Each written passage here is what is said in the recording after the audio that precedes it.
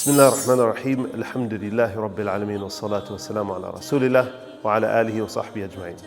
Assalamu alaikum, dear brothers and sisters.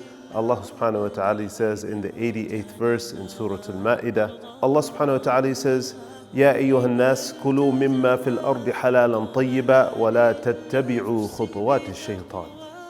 Allah subhanahu wa ta'ala, He says in this verse that you should eat from that which Allah has provided you, that which is halal and that which is tayyib. And you should have taqwa of Allah in a way that is befitting for believers to have.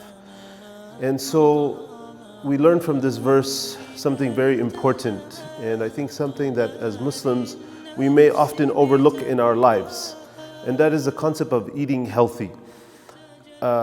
We as Muslims, there are certain things in this world, certain pleasures and enjoyments that we don't partake in, that others do. We don't drink alcohol, we don't gamble, and so forth. And perhaps, as Muslims, sometimes we get lax in terms of how we eat and what we eat. And Allah subhanahu wa ta'ala emphasizes this point quite often in the Quran, actually 4 times in the Quran, that these two words come together, halal and tayyib, as it relates to the food that Allah has provided us. And it's very important that we pay attention to that, because you look at the Quranic narrative of how Allah subhanahu wa ta'ala, He talks about halal and tayyib as it relates to food. When it comes to halal, that which is permissible to eat, and that which is haram, which is not permissible, there is actually much more discussion about at-tayyibat. The word halal, when it relates to food, as it comes in the Quran 4 times, halal and tayyiba. But when it comes to tayyibat, وَرَزَقَهُمُ الطَّيِّبَاتِ, it comes many times in the Quran. And so there is a focus in the Quran about wholesome, pure food. And it's important that we look at that in our context today. We live in a world where there's so much processed food, so much food that is genetically modified, so many different types of artificial sweeteners and colors and so on and so forth. And it's something that I think as Muslims that we overlook, because the whole world of food for the most part is open for us.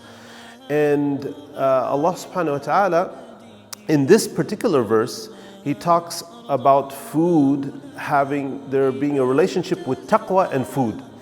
When Allah subhanahu wa ta'ala, He says at the second part of the verse, وَاتَّقُوا اللَّهَ الَّذِي أَنْتُمْ بِهِ مُؤْمِنُونَ. When Allah tells us to eat that which is halal and tayyib, but then in the second part He says, and have taqwa of Allah.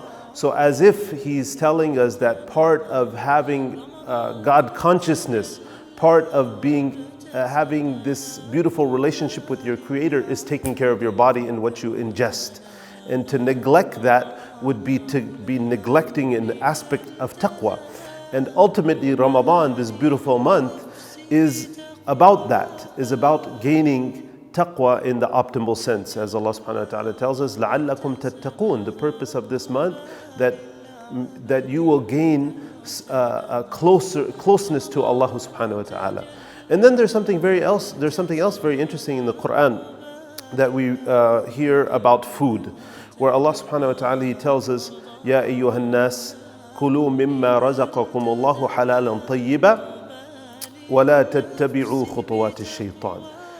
Eat, O people, from that which we have provided you, that which is halal and tayyib, and do not follow in the footsteps of shaitan.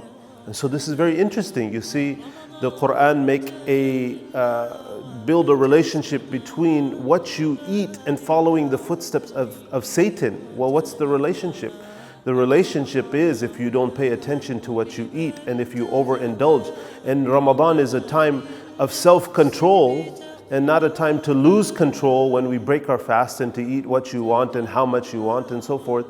And if you let go, if you lose control, then what is happening? Then we are falling to the whims of shaitan, overeating, overindulging, being wasteful, excessive, and so on and so forth. So my dear brothers and sisters, just a reminder to myself first and then to all of us, that we should be conscious of Allah subhanahu wa ta'ala in every sense of the word of taqwa, and part of that is eating healthy and taking care of this beautiful trust that Allah has given us in our bodies.